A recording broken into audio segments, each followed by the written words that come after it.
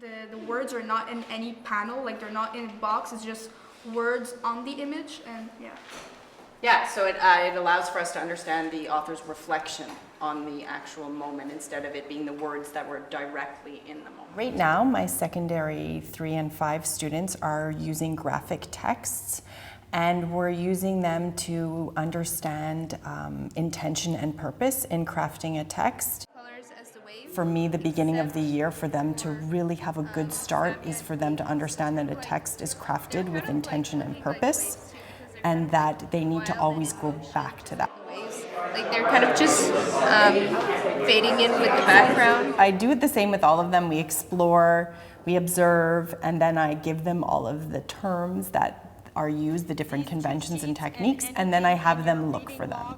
The first thing that I did was I gave them a small text to read from one of the graphic novels, and we just read it together.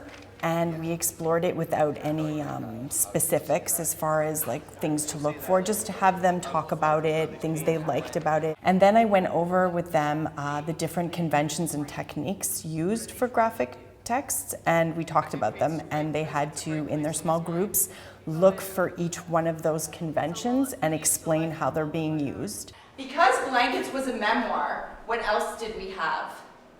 We talked about where the thoughts occurred, because they were not necessarily, there were speech bubbles in it, but because he was telling the story after the fact. Megan? Of not being in panel, it's like in the gutter. That's right. So what are some other conventions that we've talked about and that are on your review sheet that you would be looking at? What are things that you would need to look at in order to consider the ideas and not just the words? Here it says like burst bubbles, where it's not necessarily a circle but more like rigid edges, which kind of gives more of the illusion that the person's screaming. What I'd like you to do right now is take Blankets that I've given you, the first part, and try and find examples of some of these conventions and why they're important. I think that's a moment to moment, like that one. Where? That one. That's the I think the technique is called moment to moment. Why do you think you use it though? Because like it slows down the action and also like shows that it's like a key moment. Thing. Yeah, it's an important thing. right? The past was sad, to show colorless. Like, I found like the cover was like color because it was him and Reina, and he thought the future was going to be bright. In writing, we've learned how to do that in writing, where you set it up and then you enter into that present moment. How do you know it's a flashback in here? You can tell in the book because usually you know he's at a adolescent age, and then in some scenes he'll be like 10 years old, you can tell, or the way he'll write it. And when it's his younger version, he'll speak with the less worse grammar. Okay. When it comes to conventions and techniques, the language is important, so that when I'm talking about a frame, or I'm talking about a panel, or a midground, or a background, the gutter, everyone in the class understands what I'm talking about, so that we're all on the same page, but we're all speaking the same language. Is there a group that wants to go first? Brandon, thank you. So he tries to burn his memories, and as soon as he starts to do that, he completely changes, and you can see that it's what is it called? A moment to moment. A moment to moment. That's it. Another group. So our group noticed that, for example, on page 52, we noticed that he liked to use clouds a lot to describe how he wanted to leave his life and become more happy.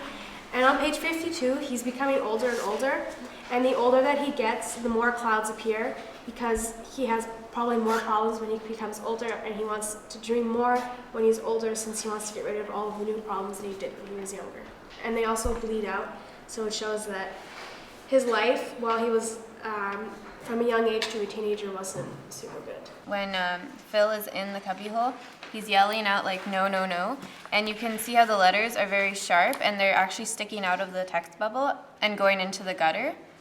So do you want to add on to that? Yeah, and we can see when he's yelling, the end of the speech bubble is very sharp. The lines are very crisp to show the illusion that he's yelling, but then when we see he's given up, it's almost become a whimper, so they're very wavy and loose, you could say. Talk is essential to reading because it allows the student to discuss their ideas in a very informal way. When you sit around and talk about a book, You're allowed to ask questions to clarify. You listen to other people's ideas. Sometimes you're too nervous to commit to an idea, then somebody else says whatever you were thinking.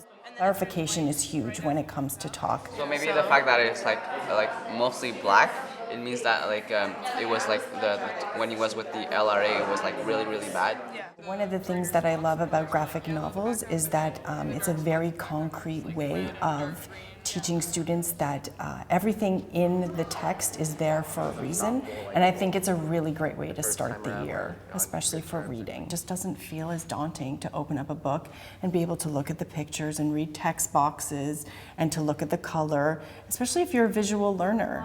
There's almost a misconception where a lot of people think that graphic novels are much easier to read, but we really dug deep looking for more meaning than what's on the surface of the pictures and the text. There was like lots of symbolism in this book that really made you have to interpret the information, not just flip through the pages and like enjoy all the different colors. You really have to dig deep. Sometimes I know in graphic novels they'll have like little text somewhere and then you're like, oh, it's just a detail, but sometimes that detail has something more powerful to it and that can give you like a hint to the meaning. Some people think that graphic novels are easy and you could just flip through them and you're done, but I think they take even longer because you have to look at every single little detail to fully understand the story.